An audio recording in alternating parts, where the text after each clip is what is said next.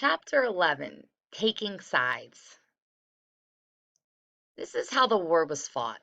On one side was Berlin, Rome, Tokyo, the Axis powers led by Adolf Hitler, Benito Mussolini, and Japan's Premier General Hideki Tojo.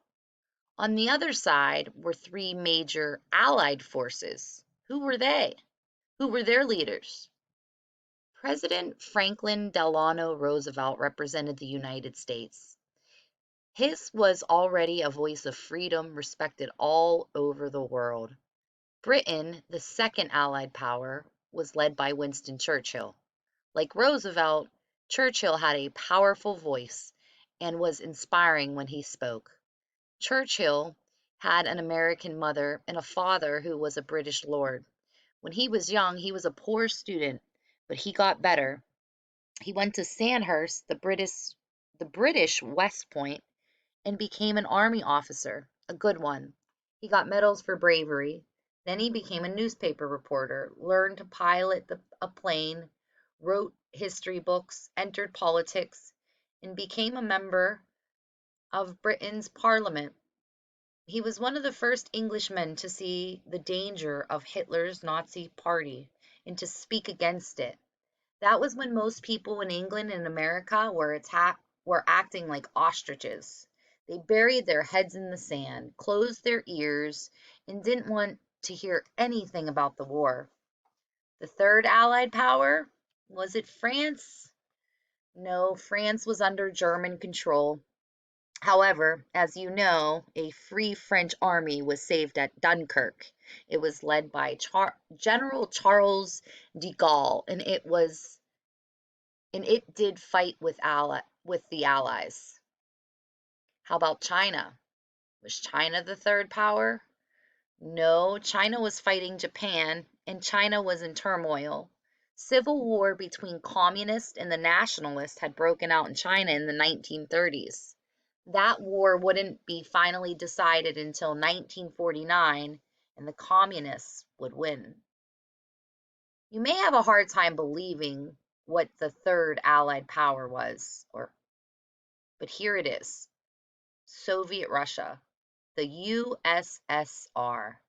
Russia's leader in 1941 was the dictator Joseph Stalin. He was head of the Soviet Communist Party. He ruled Russia using secret police and terror. Many of his people hated him, but others were fooled by Stalin. Roosevelt may have been one of them. Dictators often have charm, and Joe Stalin had a lot of charm when he wanted. But what mattered was that he was fighting Hitler, and so were we. As Winston Churchill said, if Hitler invaded hell, I would make at least a favorable reference to the devil in the House of Commons. Russia, however, didn't start out on the Allied team. Here is a little bit background. In 1939, Hitler and Stalin signed a friendship pact. They said they would not fight each other. They made plans together to march into Poland, one from the east and the other from the west, and to gobble up that nation. They did it. Poland was squashed and divided.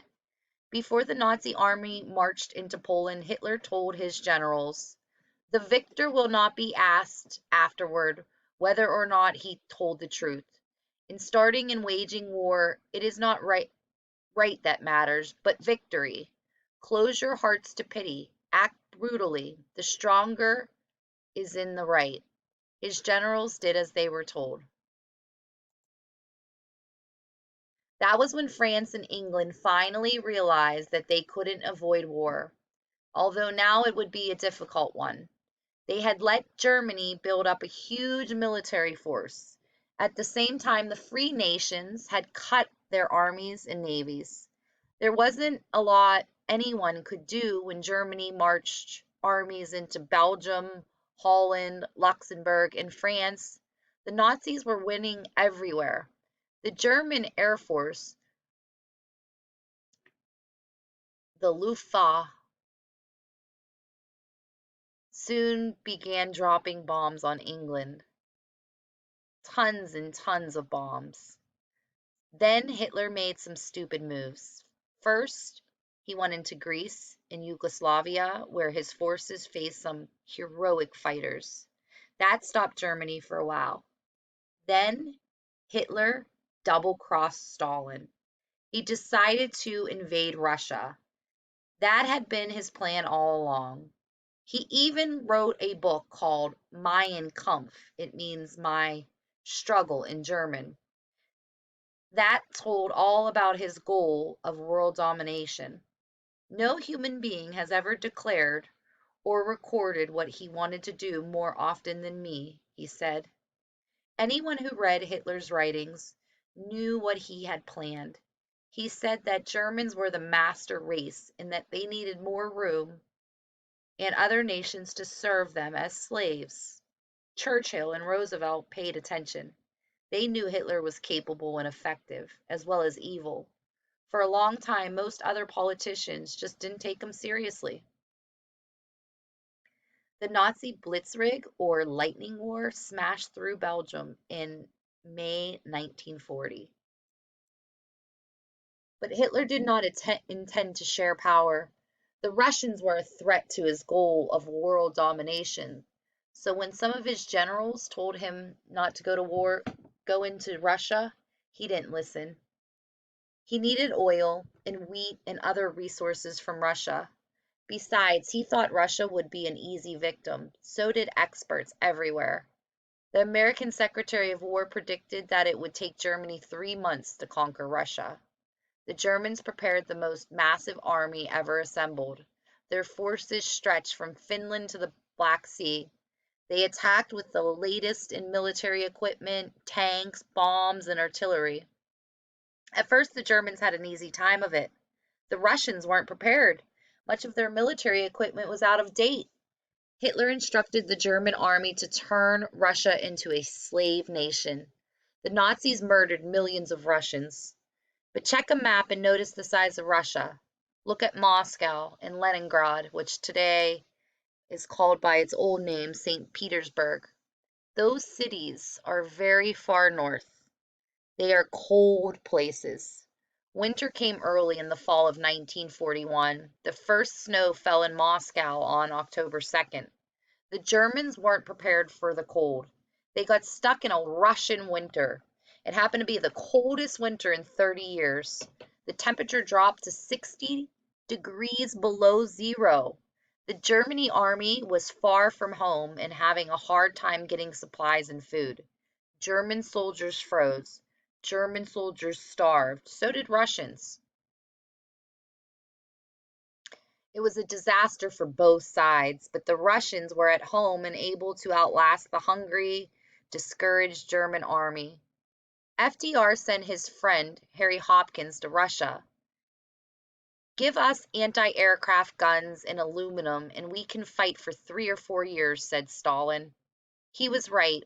We sent guns, aluminum, food, tanks, planes, and more. The Russians gave their lives. The Russians went all out in their fight against Nazi Germany. No nation fought harder. No one knows how many Russians died in World War II. Some say 15 million, some say more. No other country has ever suffered such war losses. Russia was our ally and our friend during World War, but Russia, under Soviet communism, was a dreadful place. Stalin was a vicious dictator. Stalin expected something for fighting Hitler.